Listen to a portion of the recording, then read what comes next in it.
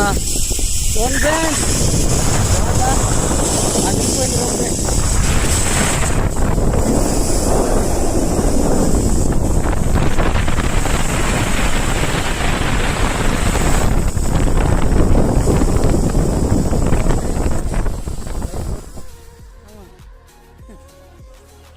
ఏం తమ్ముడు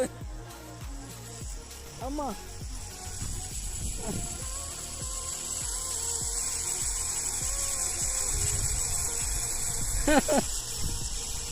మామూలే లేదు.